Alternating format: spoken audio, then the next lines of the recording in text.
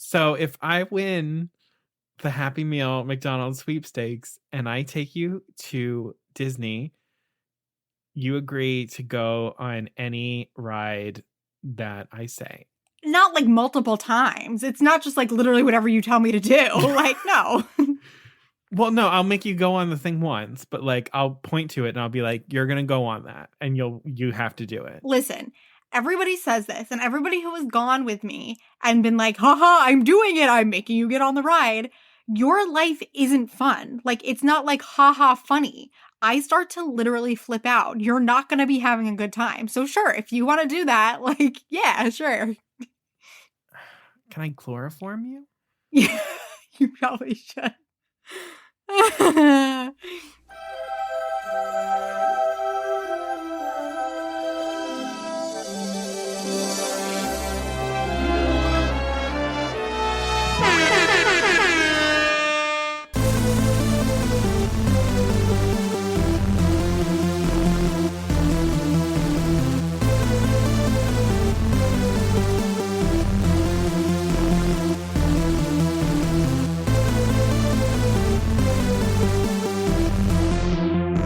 Yes, I've had the odd complaints, but on the whole, I've been a saint. To those poor unfortunate souls. Hello, everybody. Happy holidays, and welcome back to Poor Unfortunate Podcast. I'm Caroline Ametti. And I'm Connor Perkins. It's good to be with everyone again.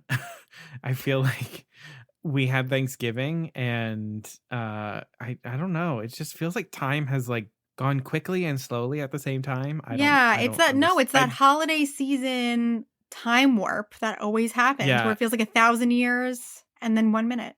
Thank you all for being here, especially for those who are returning, and for those who are new. Welcome. We love having you here. We hope that you'll stay and listen to some more episodes. Make sure that you hit the follow or subscribe button wherever you listen to the podcast.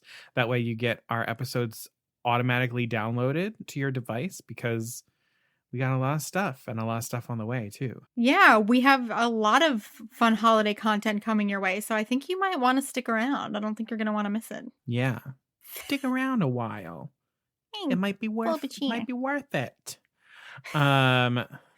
So Caroline, what's new? Godmothered is coming out on Disney Plus. Mm-hmm. The Disney Holiday Sing-Along happened, which I didn't watch. Oh, I have that DVR'd. I gotta catch up on that. Yeah, I have that on my DVR. I didn't watch it, but I saw a clip of the cast of Disney on Broadway singing in the theater, and I was like, this is too emotional for me. I need to shut it down. I can't feel this right now. Yeah, and then McDonald's was throwing me off because they took away the Disney toys, and now they're back, and it's just everything that I've relied on is just all up in the air. Nothing to depend on anymore, including the fact that Radio Disney has announced that come 2021, they will be no more. So there's just another bastion of my childhood, honestly, gone. So truly nothing to rely on. 2020, take everything. You already did. I mean, Soul will be coming out on Christmas Day. Right, Soul's coming out. I mean, I think the only other like really big thing that has been happening in Disney is the thing that, we're basing this entire episode around. Yes. So for those of you who aren't aware, which I feel like so many people who listen to this podcast probably are aware, there has been this awesome trend happening on TikTok of Ratatouille the musical. Mm-hmm. And that actually inspired our theme for this whole episode. So this is our rant and rave episode. So I'm going to take the rave and Caroline's going to take the rant. And it's all going to be themed around rats. Rats. Which I think is such a fitting way to end 2020 as well. One of our last 2020 episodes is just rats.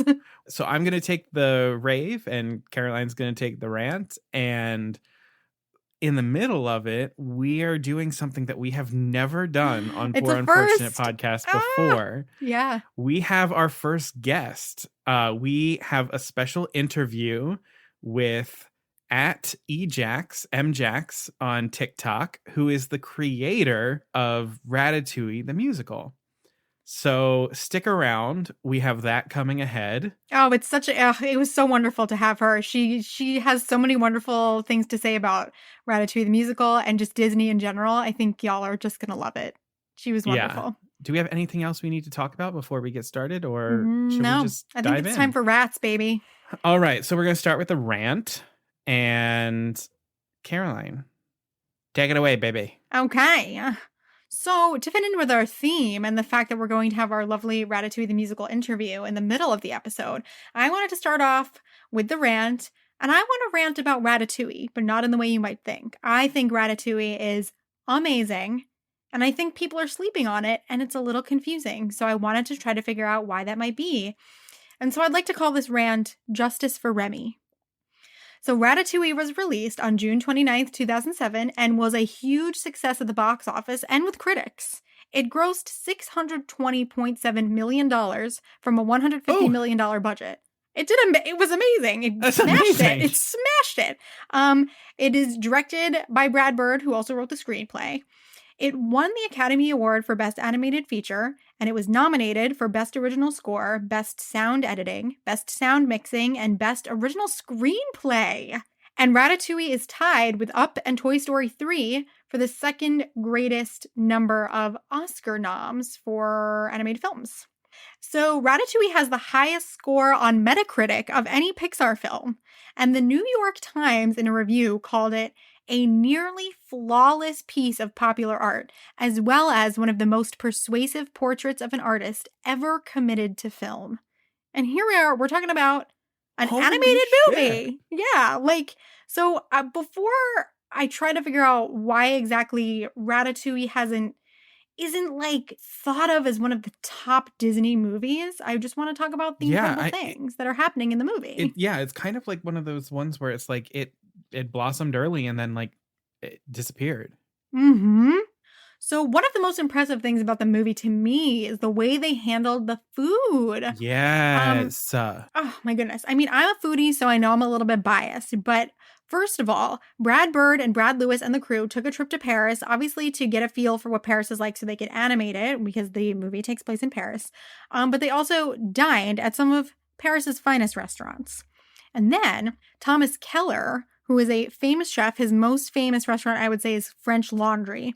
He allowed Brad Lewis, one of the producers, to intern in the kitchen of French Laundry. So he could pick up on what it's like to be in the kitchen, pick up on techniques, see what the atmosphere is. And then Thomas Keller also designed and made the final ratatouille that Remy serves at the end of the film. Also known as, I didn't know this, also known as confit bialdi. So Thomas Keller's chef idol was a chef named Fernand Point, who wrote a book called Ma Gastronomie. And to me, I'm like, that sounds a little familiar. It just sounds like Remy already. I think it's just very interesting. And I was watching an interview with him, and he talks about putting your emotions on the plate when you cook. Just I feel like this amazing chef is so connected to Remy. I just loved that. Also on the crew is Michael Warch. He was the sets and layout department manager. But before he worked at Pixar, he was a professional chef. And he consulted with the animators, and he even created dishes for the different departments so they could look at them, study them, use them as reference, all these things. Just absolutely incredible. Holy wow. Yeah, the food also ties into the way that this movie was animated, which I think was also amazing. So the animation specifically for the Ratatouille, aka Confit Bialdi, used a subsurface light scattering technique. It was also used on skin in Incredibles. And a bunch of new programs that made the food look realistic. When you see that ratatouille at the end of the movie, it looks like you could touch the screen and eat it. It's beautiful. Yeah. The art department photographed 15 kinds of produce in the process of rotting so they could get, Remy's and all of the rat colony's trash looking exactly right. And, all of the rotting fruits and vegetables. The abstract visual flavor animation section. So if you haven't seen Ratatouille, Remy has a very keen sense of taste and smell. So when he eats things, you see around him kind of what's going on in his mind and his emotions. And so those sections were created by Michel Gagné, and they were inspired by Oscar Fischinger, who he inspired Fantasia, and Norman McLaren. Just stunning. I think that's actually one of the strongest points of the entire movie. Those I moments agree. of I love taste, those. that sort of just like abstract art that's happening around him. You totally get the Fantasia vibes from it. Like, absolutely. But it's just so beautifully animated in that these visualizations are able to capture taste. Yeah, because I was going to say I love food, and that's what I feel like. Because I feel like of all of the senses, taste is one of the things that's so hard to articulate in any other way than words. Yeah, yeah. And I really love how when Remy eats something, there's a ton going on visually around him. And then so when he's trying to teach Emile to taste and appreciate food the same way, Oh, God, Emile just has little blips around him. Like he's not quite there. He just gets little blips of and color. when he's like, light. oh, I get a little bit of something. Oh, it's gone. Yeah. So cute. Oh my gosh. Also, I'm obsessed with this. Rat expert Debbie Ducommon, who is known as the Rat Lady, consulted on the look of the rats, which I love. And just overall, I mean, I know the film has the advantage of being set in Paris, which is just stunning, but I just think the whole thing, even just in the kitchen, it's so like lush looking and so evocative. And I just want to like be in it. I just want to be in there and like live in there. In Kingdom Hearts 3, Remy is part of the game and you get to cook with Remy. I heard about and so this. they have this whole bistro that's part of it. And as you enter that section, the colors of everything, it all feels like you're in the outside of like Gusteau's. And I was just like, I think I took for granted how much I wanted to be there. Because it's all golden hour. It's like all yes, golden it is. And fountains. So yes. Next, of course, we have the incredible score by Michael Giacchino. This was his second Pixar film after The Incredibles, and then he returned after this for Up. This score is the bomb. The only vocal track in the score is Le Festin, and I think that's the total highlight, sung by Camille. Camille, I guess if she's French, it's Camille. And like I read the translation, and it's just like about following your dreams, but using all food metaphors, which I love. Le Festin? I'm trying to think. I took French. I'm a travesty. Le Festin, I guess it would be. I took German, so. Le Festin. Remy has 2 themes, which I love this too. He has one theme for his life in the rat colony, and one that has to do with, you know, his hopes and dreams and being a chef. And then because he's living a double life, which we all can understand. Like the feeling of being like an artist who's leaving your hometown. Like, oh my God. Oh, that's what I was vibe. Yep. We vibe. I also love that Welcome to Gusteau's, which is the first track after Le Festin, borrows from the French national anthem. Just like, of course, it's Michael Giacchino. Brilliant. Thank you. I know that whole album. Yes. It's so bad. I know exactly where they sit on the track list. And it's a fantastic soundtrack. It's fantastic. It's so good. The themes of this movie, this is like, okay. This is such, I mean, they couldn't have planned this because this movie came out in 2007. I mean, I guess it's not for millennials. It's for anybody who's like in their mid-20s, you know, who are still trying to decide whether you're gonna follow your passion over the family business, or whether you're gonna follow a way of life that's authentic to you, or whether you're going to follow the one that's expected of you. And then experiencing, once you're, you know, pursuing your dreams, then experiencing doubt and imposter syndrome and all these things that we can just like are so relatable as someone, you know, in their mid-20s. And I thought it was interesting. I was thinking about, and especially as artists, I think too. Because yeah. I always I like Remy he's an artist, like more than being a chef and more than being a cook, he's an artist. Yeah, that's what I was thinking. I was thinking about Remy, Linguini, and Colette. And so Remy is like the artist, the dreamer. Linguini is those of us who are living in fear of failure and like letting down our families and our legacy. And then Colette is like the cutthroat hustler who's like, I know that if I let up for 1 second, you know, I'm going to fall behind everybody else and I'm not going to let it happen. What great characters to lead your film. Like, I know.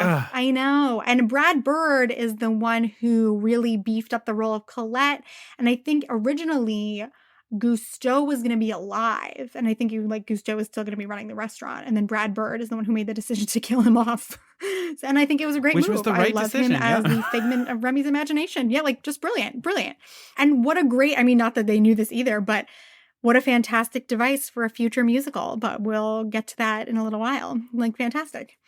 I also just think so many times just rewatched it and just I think Remy is just so lovable. Yeah. When he smells something delicious and he holds his little paws together and he squeezes his little cheeks up so that he can enjoy it, I want to cry. I think he is just so beautiful and adorable. He's so I cute. loved He's him. very lovable, but he's also voiced by Patton Oswalt. It Yeah. plays right into the duality of Remy so well of the like Mhm. he feels like he's living a double life. He has two different themes in the music. He has these two voices, one where he's silent and he's cute and all of Yes. this, and one where he talks and he's impassioned and he's alive and he's like feisty. It's so well crafted. I hadn't seen the film in a while and I forgot it really had been so long. I forgot that the humans couldn't hear him talking. In my mind, like he and Yeah. Linguini talked, and I was like, "Oh yeah, he doesn't. Yeah, he doesn't speak. It's No, so interesting." And because he's a rat. yeah, and he's a rat. And Brad Bird, when they were trying to decide who was going to voice Remy, they had some people audition, and then he heard one of Patton Oswalt's stand-up routines on the radio. And he was like, yep, that's exactly what we need, because he had been excited about the project in the first place because he really wanted there to be this very classic physical comedy feel to it. And then so he knew that Patton Oswalt was going to be exactly right. And the whole voice cast is just freaking stacked. I mean, it's very typical now to like stack these, animated voice casts with big stars. But really, this is getting a little bit to my point later, but this is a film that's very much for adults, as like more than kids, I think. But before we get to that part, there's like, a couple of really cute Pixar treats in this movie, as always, that I just really enjoyed. So Colette has an oven rack burn on her forearm, and that's a very common professional chef injury. So I thought that was a lovely touch. Linguini's underwear has Incredibles logos on it when he like is thinking that he's going to hold Remy in his pants so that Remy can help him cook. His underwear has Incredibles logos. So don't even get me started on the Pixar universe theory. I absolutely love that, but we'll talk about that another time. When Remy first gets to Paris and he's sneaking around these buildings and ending up in different apartments, he meets a dog who we only see his Yeah. shadow, and it is 100% Doug from Up. Amazing. And I just absolutely love the detail in the rat-sized bistro at the end of the movie when Remy is finally able to like feed his rat colony as well in a restaurant setting. Just the things that the restaurant is made out of are just typical like Disney genius. I would love them to build that restaurant in Disney World somewhere and to have the option of sitting in like the human version, or you could like go through this room where things like start to scale down as you go through the hallway, and then you're in the rat version of it. Oh, Like that's yes. what we need, folks. Excuse me. Yeah. Oh, I'm gonna tell the fact. Okay. Are we the same person? And one last little treat that I got really excited about and then it got disproven, but I do want to share it. So there's a really fun fan theory that the old lady who, Remy's colony lives in and around her house at the beginning of the film, there's a theory that she is food critic Ego's mother, because we see him try Remy's ratatouille at the end of the film and he flashes back to his childhood. So people thought this was true because there are distinctive items in both kitchens, the old lady's house and in the flashback, that are exactly the same. And there's furniture and house pieces that are identical. Sadly, Brad Bird tweeted and put an end to the theory. And he said, I'd love to confirm that we were ultra deep thinkers and that there was a narrative behind the narrative. But when I took over the film, we had a hellacious deadline and only 2 of the film's many sets were built. Truth is, we were just trying to reuse props where we could. I was totally convinced. I thought this was true. I thought, yeah, which is another thing. Like, Ratatouille had a big budget for sure, but it's just these little things that I hear where I'm like, Disney just needed to put more support behind Ratatouille, and they didn't, and I don't really understand why. So that leads me to my idea that I really do think that Disney let us down when it comes to Ratatouille. They made a fantastic movie and then they just didn't put anything to make it soar underneath it. So when it came out, Time Out gave the movie 5 stars, but correctly called it a test for Tiny Tots, which I definitely believe. And you know what? I think this is the beginning of an interesting conversation about the audience for Pixar. specifically. Mm-hmm. Because now the kids who were kids when Pixar began and grew up on Pixar films, we're in our 20s and our 30s. So what does Pixar do now? Obviously, they're always going to make films for families. But I've been wondering, like, how can they shift a little bit the marketing, the merch, the promos, just the films that they're going to make a little bit towards adults? And I feel like with Ratatouille they did, but they didn't completely set it up for success. Like, and in its way, I know it is. This is one of Pixar's most successful films in terms of acclaim and box office. So why have we gotten next to nothing in the parks in terms of sequels and shorts, etc., that is of the Ratatouille universe? Like, just like, I feel like Ratatouille, like, graduated at the top of the class and then nothing happened afterwards. So we got Ratatouille L'Aventure dans le monde toqué de Rémi in Disneyland Paris in 2014 in the Toon Studio section. And it was rumored before they chose to do a Ratatouille ride that the spot was going to be filled by Toy Story Midway Mania because it was already in the other parks and it was really successful. So, the French Connection is probably what earned, Remy the spot there. But without that, I don't think there's any way we would be getting any type of Ratatouille attraction in Disney World without France. Like, come on, that's what we're craving. The thing that's wild to me, obviously the France Pavilion, like we're saying, is a completely obvious place to put Ratatouille. I get it. There are a lot of Disney properties that take place in France, so maybe that's part of it. But for me, there is absolutely no excuse for there not to be anything from Ratatouille at Pixar Pier in Disneyland. I'm like, this is one of the most critically successful Pixar films. Nothing is Ratatouille related. There's even a game in Pixar Pier from La Luna, for Pete's sake. Like, but we don't have anything from Ratatouille. Why don't we have the La Ratatouille restaurant on Pixar Pier? Exactly. Like, duh. And again, I get it that like the vibe of Ratatouille and the vibe of Pixar Pier are a little different, but you can make anything work, and that's part of the fun of it. I feel like there's definitely a way. You just have to find the right location for it, and I think that there's absolutely a way to make it work. And in Epcot, I'm like, it's one of the only Disney movies that actually takes place in the like modern France that the pavilion is depicting. So like it's less of a stretch than putting Belle and Aurora sitting like there and greeting people and stuff. Like, I don't know. Half of the fun of Pixar Pier is seeing how they take the Pixar properties and fit them into the carnival feel. So we have, they put Inside Out into like pretty much a carousel of emotions, pretty much. That's part of the fun of it, and I think they could have made it work. And during Pixar Fest, the two things that we got that were Ratatouille were a straw you could buy with Remy on it, which I really wanted it. I went to Pixar Fest and I could not find it, and I was really sad.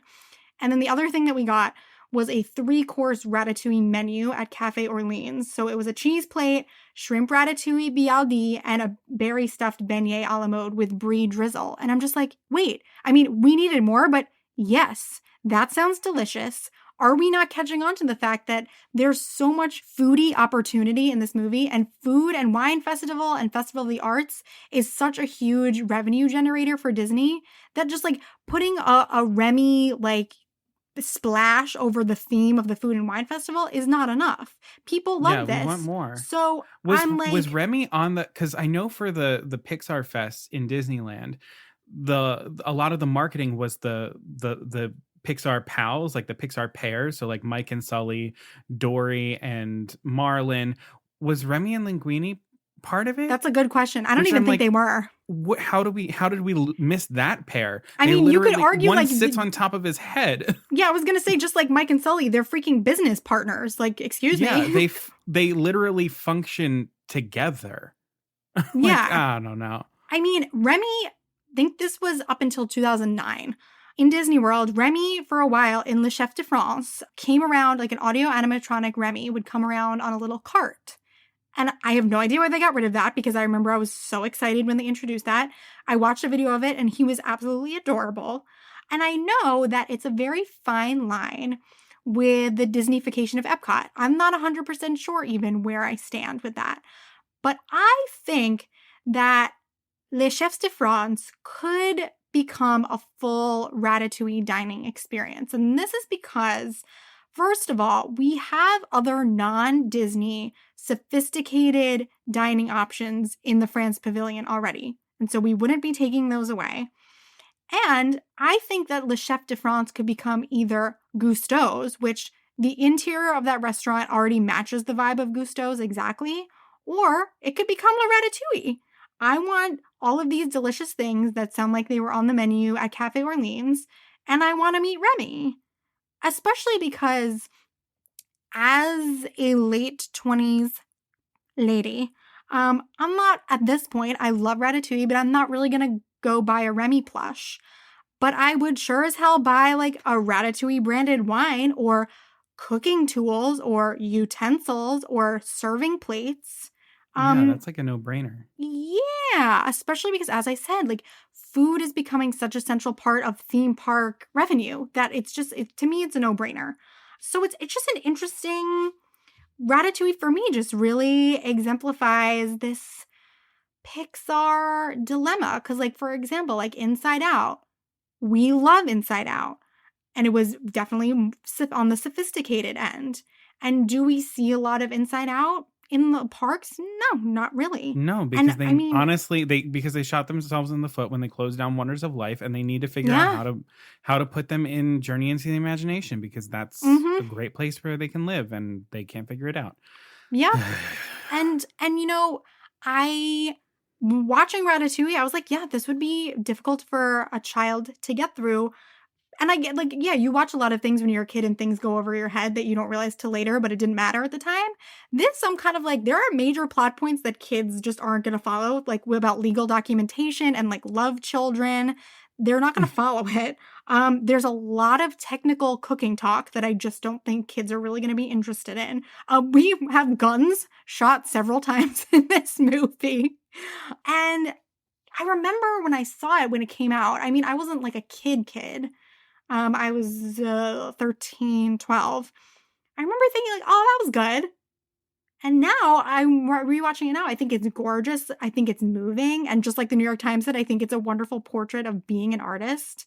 And I loved the technical cooking talk. And my parents were watching it with me, and we watched Top Chef, and we loved that about it. I think that, there are so many movies in Pixar and non-Pixar that are heavily geared towards children and being interesting for children to watch. Like Finding Nemo is a great film for all families.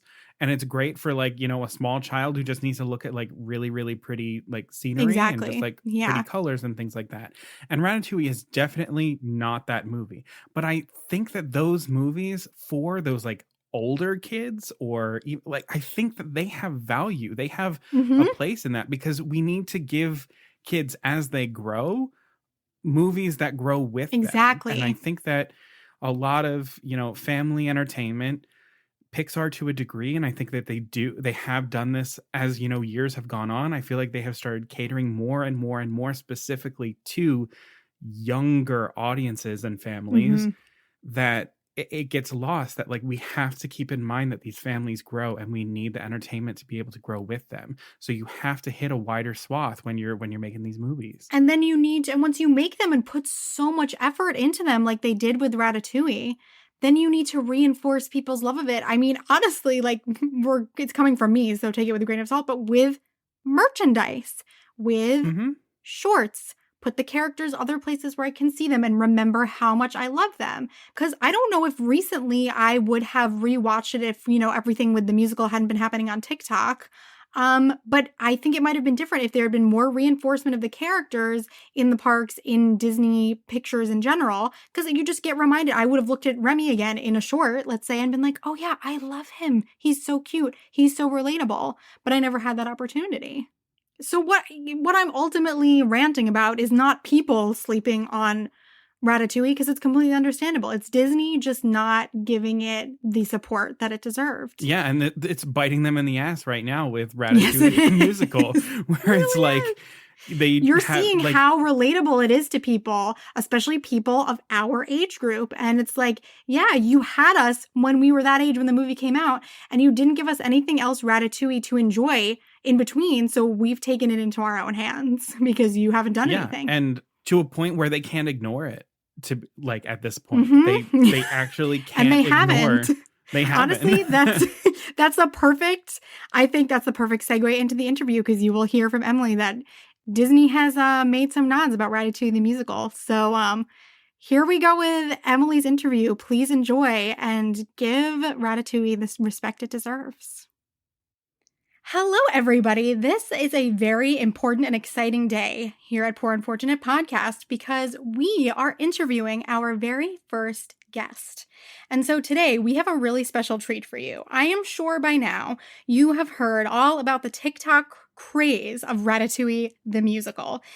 If you haven't, boy oh boy, are you in for a treat. Get yourself to TikTok immediately and just start consuming. But we have a very special guest with us today. We have Emily Jacobsen, the originator of the Ratatouille musical idea, which is wild because it is truly a sensation.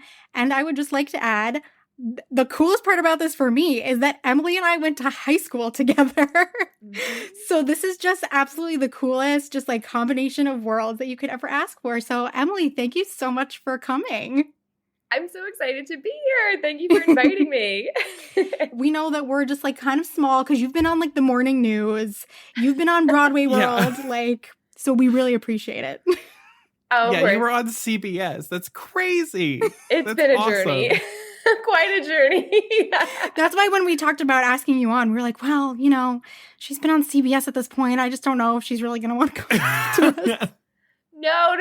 I listen to the podcast. And so every time I listen, I'm like, yeah, like these people get me. They get Disney. And so I'm so happy. Oh, that's all we want to hear. That's amazing. So we want you to tell the people at home a little bit about yourself. But before you do, I just want to give everybody a little bit of a breakdown of what's been happening with Ratatouille the musical if they don't know. So Emily, you're going to tell us all of this in your own words, but Emily made up the first song that ever made up Ratatouille the musical, and you're going to tell us all about it. And since that has happened, it has absolutely exploded, and it has been noticed by the likes of Broadway producer Ken Davenport, Broadway actors Kevin Chamberlain and Andrew Barth Feldman, to name a few, composer Joe Iconis, who contributed a song, What Even, Brad Bird, who directed Ratatouille, Patton Oswalt, who voiced Remy. Pixar and Disney on Broadway Instagrams have quoted your song. The Disney Parks TikTok has just like, it's unbelievable. It's unbelievable. Mm-hmm. So before we jump into all of that, just tell the people at home a little bit about yourself, your hopes and dreams. You can tell us your star sign, anything you want to tell us. Hi, I'm Emily Jacobsen, also known as the Rat Queen. I'm the Rat Queen. I'm a Leo. That says a lot, I feel like. But I went to high school with Caroline in good old Long Island. Yeah, baby. And I'm just your everyday Disney-loving, Broadway-loving teacher. That's it. Incredible. We love it. So also I remembered something. Maybe we'll edit this out, maybe we won't, but it was such a nice memory for me. When I went to message you about coming on, I saw that the last thing that I messaged you about was when you played Glinda in The Wizard of Oz in high school. And y'all, she blew my mind. You were perfect. You were the perfect Glinda. So you're just incredibly talented. You're obviously from creating Ratatouille. We know you're incredibly talented, but wow. Y'all, I wish you could have seen it. It was so great. It was great. Thank you so much. I really appreciate that. I wish you all could see Caroline because she's gushing right now, just like beaming. All right. So Emily, why don't you explain to everyone how Ratatouille the musical got its start with you, and why do you think it got so far of a reach? Sure. So it, for me, all started kind of one day in my apartment in August. I had just had to cancel and reschedule a big Disney trip for like the third time because of COVID. Mm-hmm. So I was reading up on the Disney news, as one does, to fill the void. We identify. Mm-hmm, I came across this article about the Ratatouille ride coming to Epcot. So just put the movie in my head, and I was cleaning up around my apartment afterwards and just started singing this little song about Remy from Ratatouille. And there was no thought put into these lyrics. They just kind of popped in, and I thought it was funny, kind of catchy. Made a TikTok of it, tried to make it as absurd and crazy as possible with close-ups on pictures of Remy, crazy visual effects. I made my voice sound more cartoon-like. And I just sent it off to some family and friends and figured, haha, quick laugh, that's it. But 2 months later, I woke up in October with hundreds of notifications on the TikTok app from this song, with the exposure from some TikTok superstars. The video, yeah. So it was Brittany Broski made a video with the song that kind of got it that initial boost. That's what I was going to ask, because I was going to say, I remember that you created the first song over the summer, and then like this late fall, winter is when it just kind of exploded. So I was wondering that. So that was the turning point, you think? Yeah, she had posted, she duetted a video. It was her dancing on one side, and the other side was full body characters of Remy and Emile dancing, and I think Disneyland Paris, with just my song playing in the background. So I got a flood of attention over to this random song. And from there, it caught the attention of Rocky Patera, the creator behind the I'm an Accountant song, which I loved. Yeah. And he tagged his friend, Daniel Mertzleft, who's a composer, arranger, musical genius. And Daniel took my song and created a musical theater version. So that was kind of when this Ratatouille musical movement was born. I think it started off with people just duetting the video, adding new parts and harmonies, but then slowly started creeping in these original songs, choreography, staging, a playbill. Oh my God. I think, all these theater kids that are in their houses with all this pent-up creativity just found this project and jumped on it, and a trend was born.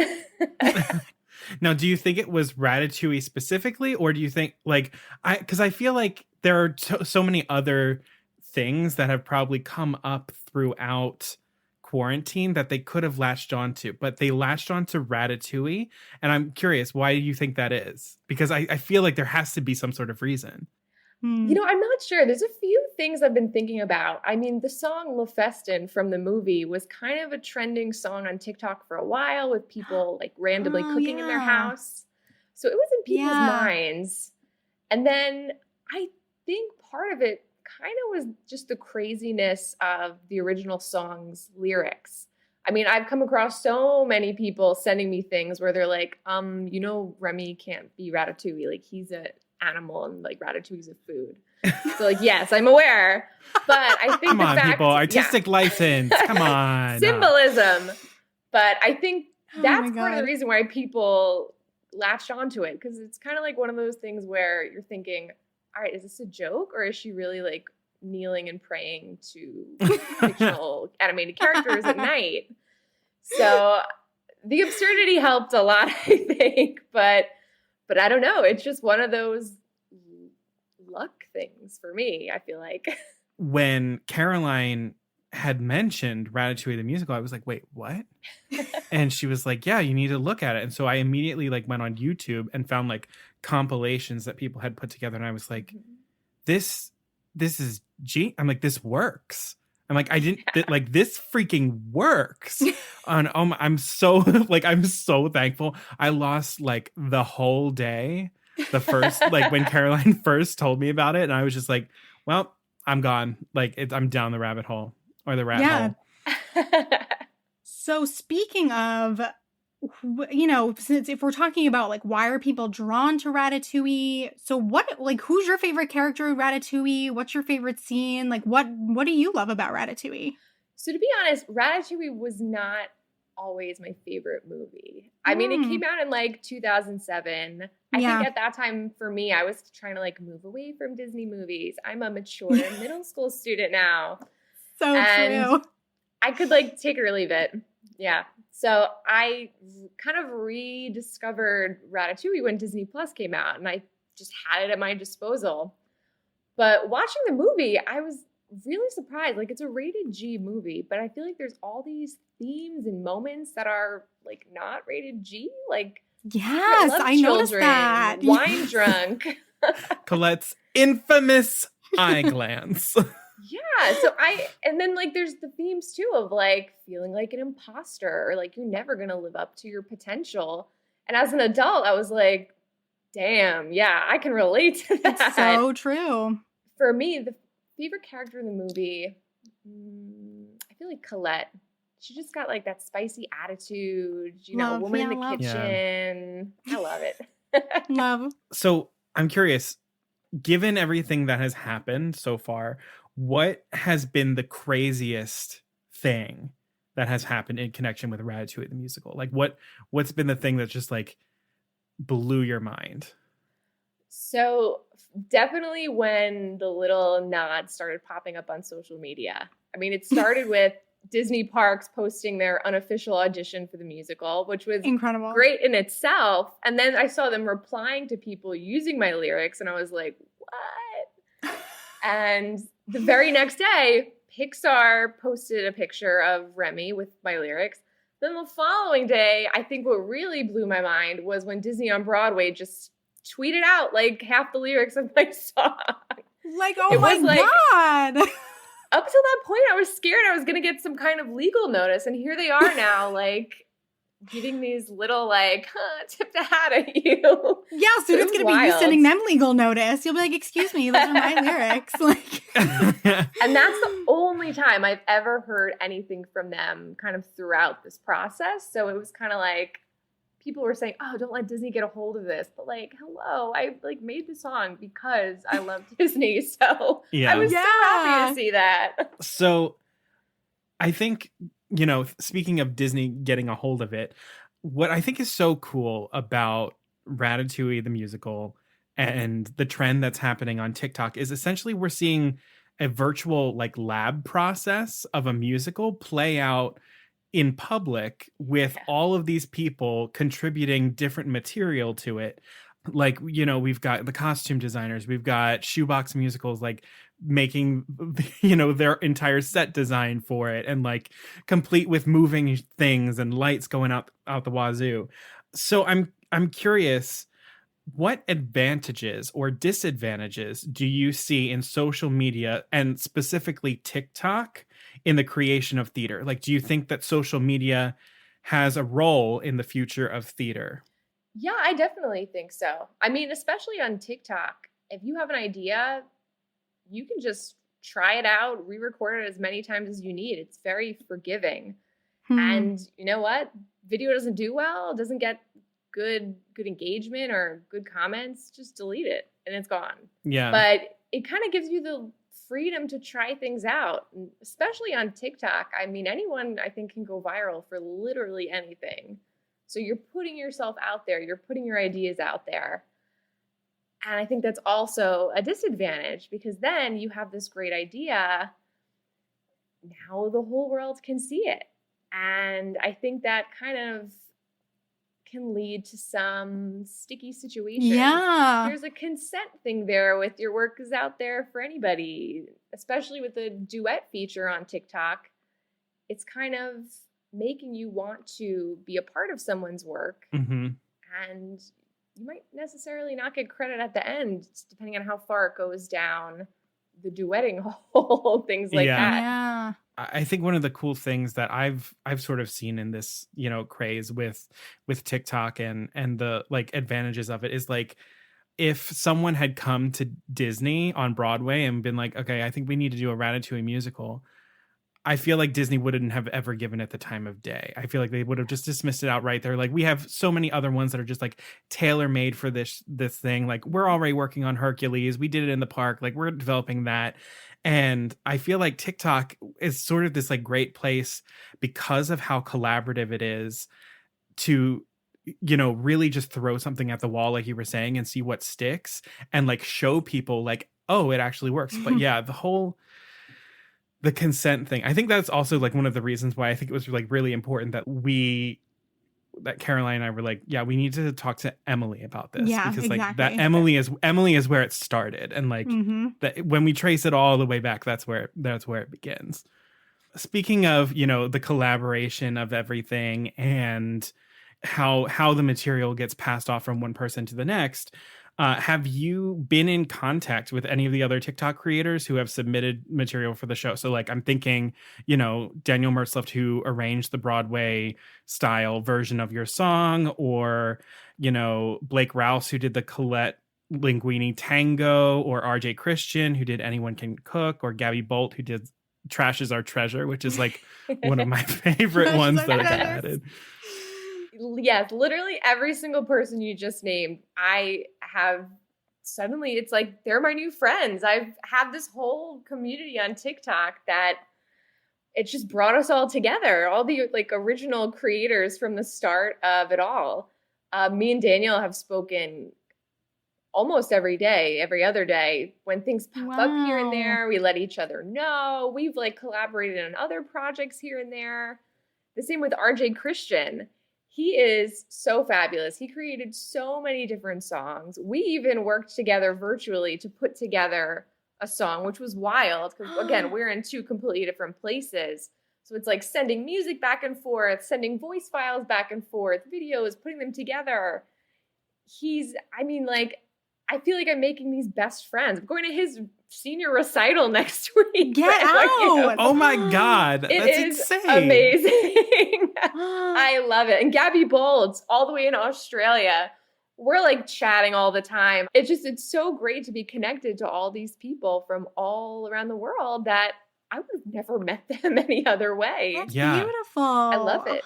Wow, that really moves me. That's so nice. So since you're talking to these people all the time, what do you or they, like, what have you all talked about in terms of like, what do you hope to see in the future for Ratatouille? And you can give us like the crazy, shoot for the moon situation, or like realistically what you think would happen.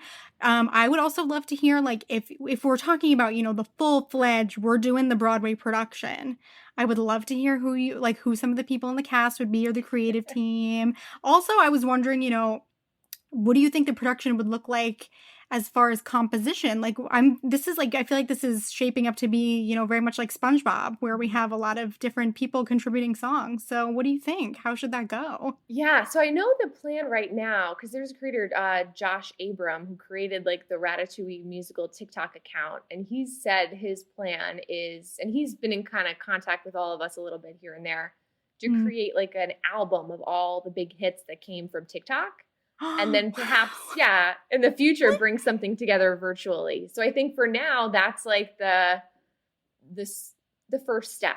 Yeah. But of course, the dream would be to see this on Broadway, of course. I think for that to happen, Disney would have to be involved. Like, it's their property for sure. But I think it's got a lot of potential. They've had so much luck on Broadway with everything they've done. Lion King, Frozen, Mary Poppins, so many others. Mm-hmm. And Ratatouille is something for everyone. It's so true. For kids. Like we were saying before, though, it has all these adult moments and adult themes that can make it relatable to everyone. If it were to come to Broadway, I think the dream would definitely be to include some of these amazing pieces that have been composed for TikTok. Oh, yeah. The only issue is it's like there's so much. How do you, I have favorites, of course, but it's like, how do you narrow down? And now, the professionals have started jumping in. And it's like, I could see people being more likely to say, oh, let's go with this because this person's already famous. Right. Whereas this kid from like Colorado who's banging out these hits has really got the better quality work, to be honest. So it's a weird situation, I think, for Disney to be in if they were to bring this to Broadway. I thought immediately like Tina Landau needs to come in and do some of the work that she did with SpongeBob, where you had like that whole list of all those different composers, and she was just like, okay, let's full on devise this thing into what it is. I could so see that happening. And pardon the pun, but it really is it's probably very interesting for Disney because it's like a whole new world. Because for example, you created the character of Remy's mom, which is brilliant, but is not in the film. So it's there's a wealth of ideas. I don't even know, if I worked for Disney, I would not even know where to begin. And if I worked for Disney too, Remy's Ratatouille Adventure Ride is going to be amazing, but I'd be why didn't we build a Ratatouille musical theater so that we can do this in the World Showcase? Someone is dang it. Hey, yeah. Wait. What happened with the Impressions de France theater? It's the Beauty and the Beast sing-along. Yeah. Mm-hmm.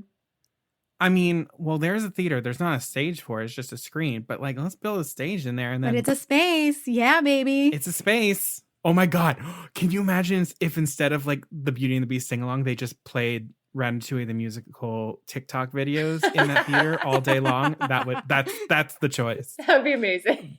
I would sit in there all day. Oh my God. I mean, I like also like visualized it on the Disney Cruise Line too. I just feel like there are so many options. Yeah. It's just, yeah, wow. Oh, I can't wait to see. So who's the dream cast for you? I know that you had, I think in your Broadway World article, you had, sort of dropped out a couple. And I'm wondering if some of those are still the same or some of them might have changed based on some other contributions that you've gotten. What are your thoughts? Yeah, I mean, as far as the cast, some of my ideas definitely have changed.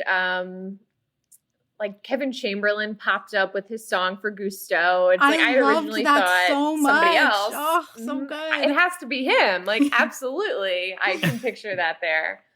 I don't remember for Broadway World who I said I thought for Remy, but since all this, I really think that I would love if they could like pluck somebody from obscurity to play Remy. Like get a newcomer. It's the whole spirit of like what this whole movement has been about. I would love that so much. Oh, yeah, I love that. Yeah. As far as other people, I don't know. I mean, I have people like Broadway people that I love that I would love them to play like any part, regardless if they would like make sense or not. Like, oh yeah, wait. First of all, let's just take a moment. Who are some of your Broadway faves? I love asking people that anyway. Broadway faves. All right. Kelly O'Hara, Donna Murphy, Audra McDonald, Brian Stokes Mitchell, Philippa Sue. Carmen Cusack. I know you like Carmen Cusack. I love Carmen Cusack. Oh my God. I would love to see her play Colette, not because I particularly think she fits the role. I think she looks like she could play Colette. She does. With a really good French accent. It's so true. But I think it would be just a great opportunity to pull in like so many new people, just in the spirit of like seeing all these new people arise from TikTok just out of nowhere for some of them. So has this experience, has it gotten you thinking about other Disney films that might deserve a musical adaptation on TikTok or otherwise? Like, are there any other ones that you're thinking like, oh, this should be next, or this is one that, Disney might pass over that deserves a second glance as a musical? Yes. Okay. Oh, I yes. Tell me. Love Coco. I love everything about Coco. I think that putting that on stage with the skeletons and like the flower petal bridge, that could be stunning on the stage. It already has great music. Let's just add in a few more. And like, hello, all the cultural like nods to Mexican history, I think is just, it's a recipe for success. I would love So to I see guess it. you're like the queen of Pixar musical adaptations now. Yes. Yeah, I guess. Which I think no one has I ever like cracked love that it. formula, but I feel like you've cracked it. It's so true. I mean, but like really, you think Phantom of the Opera has the dropping chandelier. So Coco, you got the dropping bell on Ernesto de la Cruz. I think it's great. The bell. I think that's brilliant. Oh, Ted. Wow. So, Emily, we have taken up a lot of your time, so we want to let you go, but we know that you are a big Disney fan. So we just have a couple of, rapid fire Disney questions that we want to ask you just about some of your favorites. Sure. So, first thing that comes into mind. All right. So, favorite Disney villain? Gothel. Yes. I mean, like. Correct. Donna Murphy. Yes. Correct answer. Correct. Yes. So then favorite and least favorite princess? Oof. Least favorite? Jasmine. Just because. Oh. I don't know. Not to throw shade at Jasmine, but like. But throw it. No, it's Who a very cares? personal decision. Yeah. What did you contribute to society? Ooh. Sorry. No, this is fascinating. I love this. She understands the tone of the podcast. Yes, she does. I love it. Go off. I mean, okay, favorite Disney princess. I feel like this could change day by day, but I would say Mulan, just because, like, family, sacrifice, life in danger. I feel like she's powerhouse. Love Yeah, that. I love me some Mulan. And so you're a big Disney visitor. Yeah, what's your favorite Disney World ride? Okay, favorite ride. Ooh. We can do Magic Kingdom first if you want, if that makes it easier. Yeah, I'll say Pirates of the Caribbean. Just Nice. The ambiance, the smell, the water. Once you get in, that like cold air conditioning. Oh, She just love it. knows. It's like you The know ambiance. us. we love the must. Mm. Yes. Give me Love the it. damp I love it. air. Like I will get a fast pass for that just to make sure there's no way I will not be riding it. Yes. Oh my God. And then for like the other parks, like Yeah. not Magic Kingdom. Okay. All right. I love Flight of Passage in Animal Kingdom. I mean, That's so I shed good. tears Oh. every single time. Yes. Oh my God, I did too. I cried. So much. Hollywood Studios. All right. So I know there's a lot of debate about the Great Movie Ride. However, I really like Runaway Railway. You rode it. Road, whichever. I always So- forget too. It just it's nothing crazy special, but it's just the song, the way that the I love the cars go in song. every direction. I thought it was going to be just like a kind of slow kiddie ride. I felt like I was being ragdolled around every second of it. No way. It was great. I absolutely love that ride. Oh my gosh. Emily, this was Wait, so wonderful. Favorite Disney song? You No, didn't favorite ask this Disney one, Caroline. song. Yes, tell us your favorite Disney song Yeah. of today. Since Okay. you write songs. An upbeat song. I don't know. I feel like there's the upbeat category and then like the heartfelt category. Yes. The Mhm. upbeat, I think, would be Zero to Hero because when I'm actually like waiting in lines at Disney World, my family like sings that song and we try to make up different lines for like, instead of bless my soul, Herc was on a roll, we make up like all these crazy rhyming lines to go along with it. Oh, to you pass guys the are time. so fun. So I love that song. We love a musical family. Yeah, Pump we up want to go song. with you guys. I think we would fit right in. And we'll come. So what's your favorite heartfelt song? Okay, I feel like it's the obvious choice, but I have reasons. Part of Your World, most specifically because in Wishes, there's a part where she goes, I wish I could just be part of your world. And just the way the music swells at that moment, I cannot listen part. without becoming very emotional. So I love it. Oh, I can hear it right now. I know, I have can to- too. I can Sorry. do it so lose Going clear. back. I lose it. Oh wow. You're speaking to our souls. I really understand that. You're definitely going to hear more from Emily because she's just on our level. She loves Disney. She knows about Disney. And hopefully there'll be more to say about Ratatouille down the line. Yeah. You're welcome back to talk about anything Disney that you want anytime. So we so appreciate you Anytime. coming to talk to us. This has been a pleasure. Thank you so much for having me. Oh, yeah. Oh my gosh. Thank you, Emily. All right. So coming off of that incredible interview, that was just so amazing. Like it's what a great first guest for the podcast. Yeah, I mean, really, yeah, exactly. It's so important, our first guest, and we couldn't have picked a better one. All right, so now on to my rave. So this is my rat-themed rave, and I'm really, really happy about this because He is.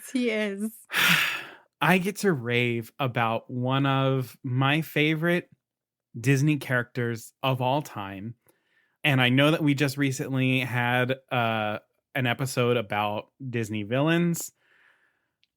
And I didn't get to talk about him, but I'm going to talk about him here. I am raving about Professor Ratigan from The Great Mouse Detective.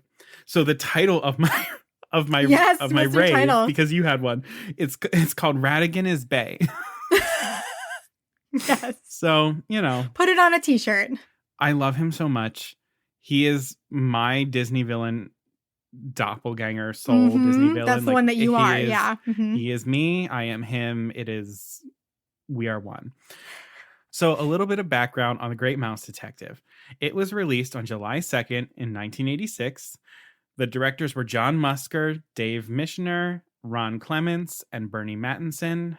It's based on Basil of Baker Street, which is a book by Eve Titus and Pal Galdone.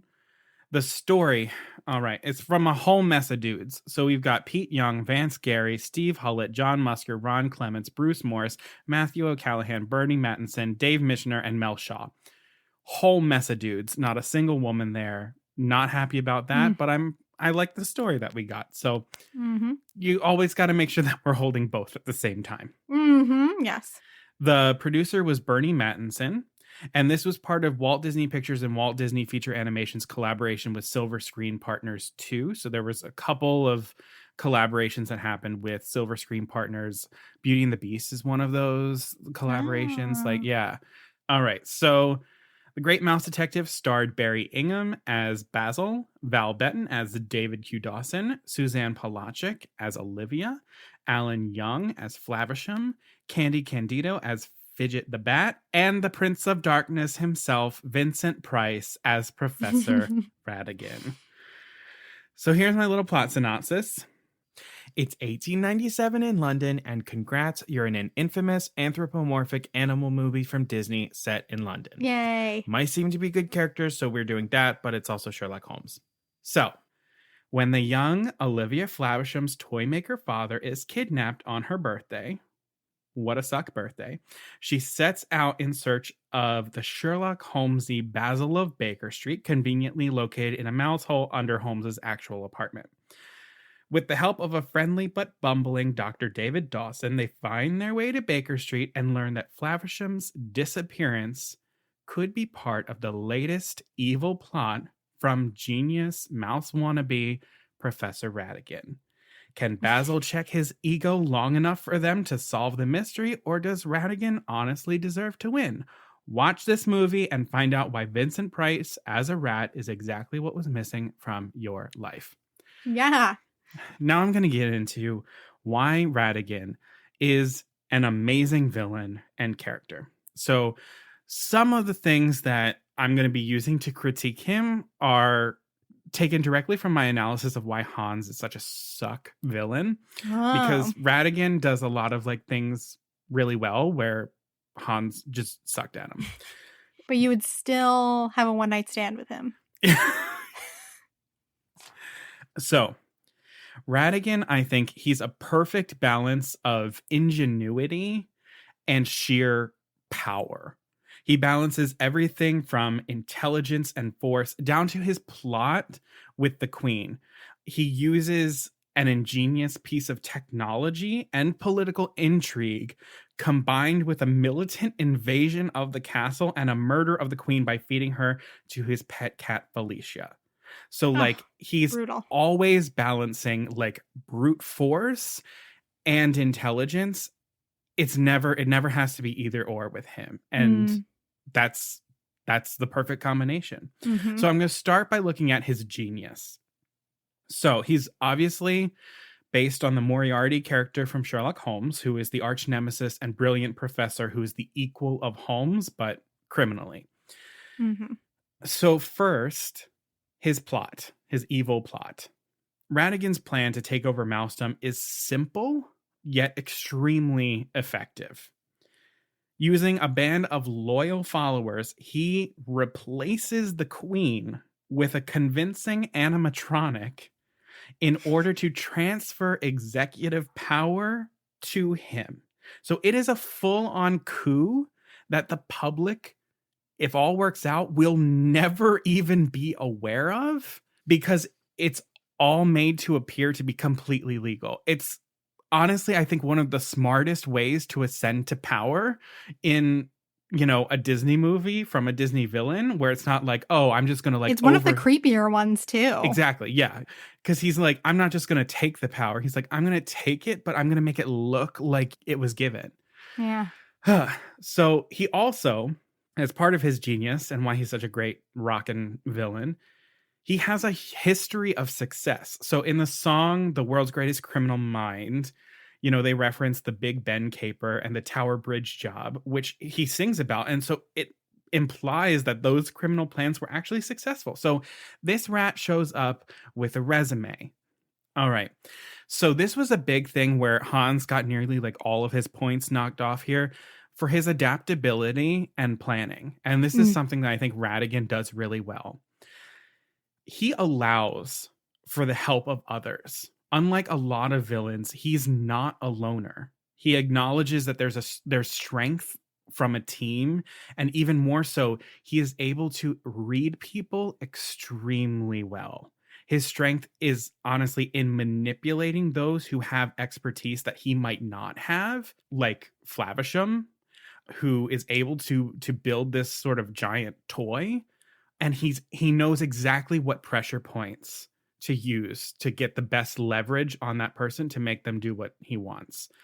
This is also how he's able to groom Felicia, who is a cat, into being his pet. Like, he understands what she needs, and he creates this symbiotic relationship between the two of them where he cares for her and provides a snack out of any of his followers who upset him, which that relationship then has this other benefit of helping him maintain loyalty from his lackeys through fear when money and power aren't incentive enough to them. So they're always left in this sort of state of guessing where they stand as he balances a role of either fear-mongering dictator with, friendly leader of their band of brothers. So it is extremely emotionally manipulative on all of these lackeys, and they honestly kind of just get trapped in this sort of very, very twisted psychological paradox of like, I don't want to leave, but I want to leave, but I can leave, but I can't leave. It's insane. It's like mob boss, cult leader, all wrapped into one. It's insane. It's wonderful. I love it. He is also extremely calculating, and he can calculate really, really, really fast. He is able to play Basil, who is the world's greatest detective. As soon as he learns that Basil is on the case, he gets frustrated and is like, attempts to feed Fidget to Felicia, and then like pines and is frustrated and everything like that. And then he's like, you know what? I can use this. I can use this. I can use this. And instead, he turns Basil's own pursuit of him into a trap, which is brilliant. It's absolutely brilliant because he knows that Basil won't give up because he thinks that he's doing the right thing.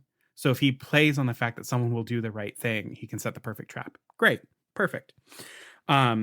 His great device that he builds to kill Basil, he builds extremely quickly, like for all that's involved, because he decides that he's going to kill Basil and then like has this trap ready for him by the time that he gets there, and actually is like, you're 15 minutes late. I was expecting you to be here earlier, and I was still done and ready for you. So this device that he builds to kill Basil is a full-on Rube Goldberg machine with 5 separate elements to kill him, a song, a photo finish, and it's virtually inescapable because it is not Radigan's fault that this trap didn't work and that Basil escaped it, because Basil had full on given up. Like, he's in there, he's in the little, mouse trap, and he's like, oh, woe is me, like it's all over, blah, blah, blah, blah, blah, blah, blah. And he is ready to accept death. And Dawson just keeps blabbing and blabbing and blabbing until he just happens to say something by luck, by chance, that is useful to Basil to kind of snap him out of it. Honestly, if he had gagged the two of them, they'd be dead. Like, that plan, the hero would have been fully dead. So I give that to Radigan. I think that was a Radigan win. Even though Basil escaped, I give that to Radigan. That's a win. Okay. And then when Basil arrives at the palace after he escapes and exposes the scheme, Radigan adapts again and just goes into full-on kill mode. So this kind of brings me into my brute force part of his genius balance with force. So as a rat, he is physically much larger than a mouse, which puts him very much at an advantage against pretty much anybody in this kingdom who comes against him. While he doesn't need to use his physicality usually, he certainly does know how to use his strength and does know how to fight. So in the palace, when he's, escaping after his plot is revealed, some of the mice who are there in the audience of the Jubilee, like they go after him. And there's a time where he has like 5 or more mice hanging off of him, trying to subdue him. And in like a blink of an eye, he just shakes them all off and just like runs out the door. He grabs Olivia in the same thing, bounds up into a balcony, and he's like, the girl dies if you guys try anything else. And then he scampers off. Like it was nothing. Like it was nothing. He also, when they're in the clock tower, backhand bitch slaps Basil off a gear platform. Again, like it was nothing. He also has sharp, pointed teeth and like actual claws.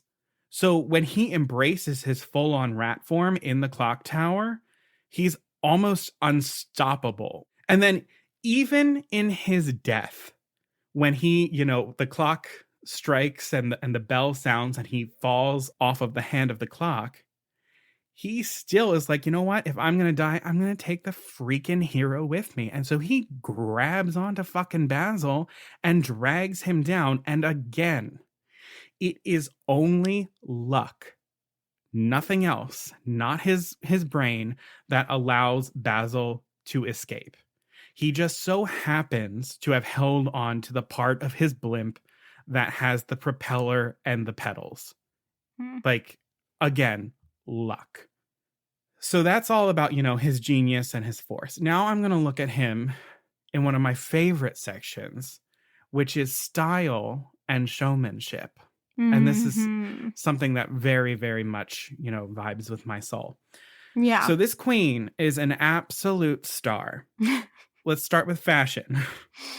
He's got top hats. He has capes. He has a black cane. He has an ascot. He has a 3-piece tuxedo. Also, his purple royal council outfit is decked out in metals and jewels. Yeah, that's and my favorite glitz one. And glam. Like, come on. Also, the sass of this rat. He has attitude, his facial expressions, his movements to punctuate his retorts, all of it. He has such a clear personality and intelligence that all of this extra is just born out of his rightful superiority. Like, he knows that he is the best, and like it all feeds it. Do you think, what is is that his flaw? What is his fatal flaw, do you think? Or do you think he doesn't have one and literally just having bad luck and Basil having good luck? I think what's really cool, and I get to this a little bit later when I talk about, Vincent Price and his performance of Ratigan, but he's such an interesting villain because we see so many dimensions of him. We see his insecurities. Like, we see him he wants to be a mouse, but he is a rat. And he gets frustrated with that. He has those moments where he's plotting and he's I'm surrounded by idiots, but I depend on them. And he's I think there's actually a sensitive side, a very sincere, sensitive side of Ratigan, and probably a lot of insecurity in himself. And I think that's his biggest flaw, because I think that is such his driving motivation for a lot of the things that he does. But I do think in terms of his demise, a lot of that really just comes down to the insecurity, sure, but bad luck. I don't necessarily think that it's vanity. I think it's insecurity with him. Also, this is why he's just so brilliant, and with the sass of it all, when he's I couldn't decide which deadly device to use to kill you, so I just decided to use them all. And then I'm going to take a photo of your dead bodies to preserve the memory, because y'all were late and I was prepared to kill you 15 minutes ago and I was going to be here for it. Even then, it's the reason why he wasn't there to make sure that they died was because they were late. It wasn't because he wasn't prepared. He was prepared. It's not fair. He's living fully ahead of its time. Also, in his style and showmanship, he has 2 of the 3 musical numbers of the movie. So there are only 3 songs in this film. Yeah. One of them is completely superfluous, and the other 2 involve him. He also plays the harp. We love him. His song Goodbye So Soon, that is recorded on the record. He thought that shit up fast and then recorded it. And it's the ultimate ingenious petty move to sing to someone and make them listen to it before you kill them. And I'm twisted and I'm 100% here for it. I would do the exact same thing. Yes. Like, yes. do the exact same thing. So now I'm going to talk about Vincent Price's voice performance, because I feel like this is just like the peak of style and showmanship. Yes. Vincent Price himself has said that doing Ratigan was one of his favorite roles, especially because he had 2 songs written for him for the movie. You know, I think one of the most iconic things about Vincent Price is his voice and his mustache. Yeah. But his voice, like, so many people describe it as oily. He has like this bravado to him at the same time. And it's just so perfect for the character. He highlights all of the highs and the lows. He brings out those insecurities in the script in like such an interesting way, where we can see those sort of like sensitive moments and then him quickly cover it up with something big. And it's something that honestly we don't see in a whole lot of villains. We don't get to see villains, or at least at the time. I think we do see it more and more now, but we don't always get to see a lot of those like moments to themselves of like where they're, you know, contemplating what's going on. Like, if you can think of like, you know, outside of the movie Maleficent, but in Sleeping Beauty, like, we don't see Maleficent having a moment where she's just like, oh my God, everyone's so mean to me. I hate this, blah, blah, blah, blah, blah. Like, no, she's just like, I am evil. I'm the epitome of evil. He's the villain in this, but we see that he has wants and he has needs and he has things that he's fearful about and he has things about himself that he doesn't like. And it's just, there's so much more there. And I think Vincent Price articulates all of it so well. The songs that Vincent Price sings in this movie, these are the songs that set the stage for the typical villain song. This movie came out before Little Mermaid, before Beauty and the Beast, before The Lion King. This was before villains were associated with songs. Up until this point, the only villain who had a song was Cruella de Vil, and it was sung about her, not by her. Yeah. This is the first time that we see a villain sing their own song, and we get to see them take their own side. So, like, honestly, this movie was doing a whole lot of things that really set the stage. There's even CG, some of the beginning CG graphics that happen in the clock tower sequence that then, you know, they use later in a little bit in Little Mermaid and then majorly in Beauty and the Beast. So this movie is like definitely ahead of its time. And I think Professor Ratigan is the most iconic character from The Great Mouse Detective. So I really think I'm just giving him a lot of credit, but I think that so much of like the viability of Disney post Black Cauldron lies with Ratigan, lies with this villain character. So all of this to say, Ratigan is one of the best villains, but I think people discount him because he is a rat. And many people don't give this movie the time of day, though they should.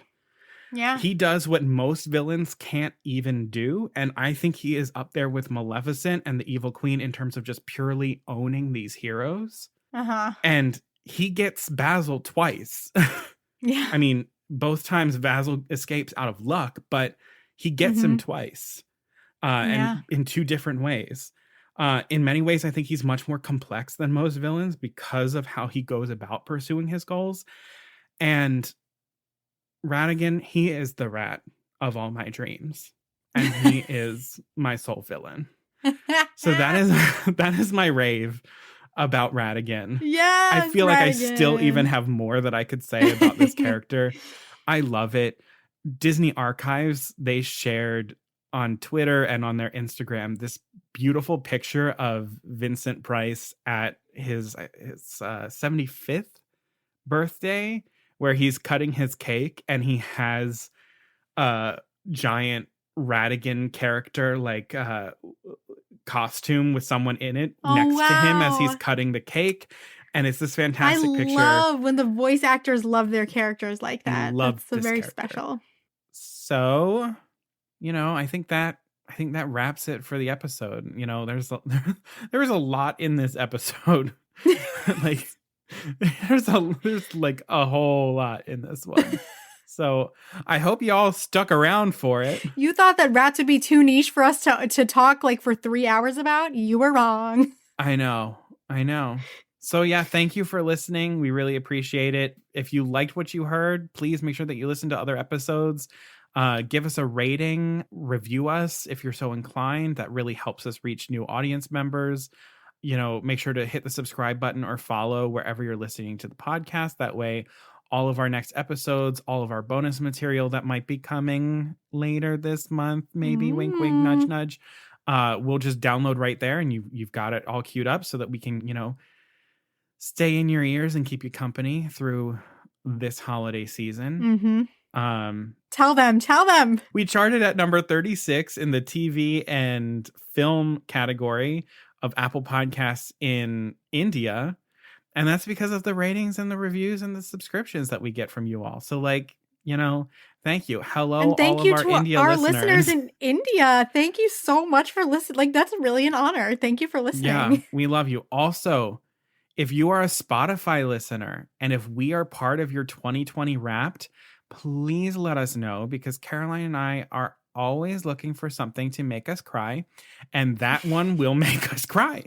Yes, it will. Yeah, we already had someone share it once, and I was not prepared for how emotional that would make me. So especially because in that lineup of their top 5 podcasts, we were right underneath LeVar Burton, and that just means the world to me. So that was incredible. Yeah, truly, truly honored. Yes, tag us in your Spotify wrap-ups on social media. You should probably do that on Instagram, where we are at Poor Unfortunate Podcast. We are also Poor Unfortunate Podcast on Facebook and at Unfortunate Pod on Twitter. If you are loving what you're hearing and you want to interact with some other Disney fans, please join the Poor Unfortunate Fam on Facebook. We have discussion threads for every episode. We put up silly BuzzFeed quizzes for everybody to take. We've got some healthy debates going on in there. We would definitely love to have you. And we've got some really fun things happening on Instagram right now, too.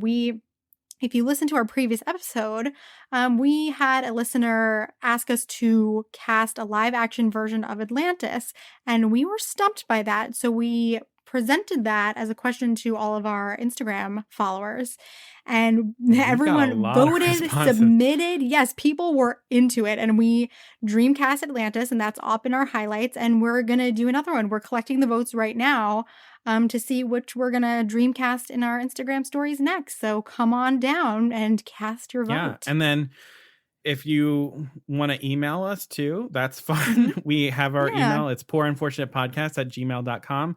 We love getting, little messages from people letting us know what they're liking, what they'd like to see more of, questions that they might have for us that we might be able to use in future episodes, all that good stuff.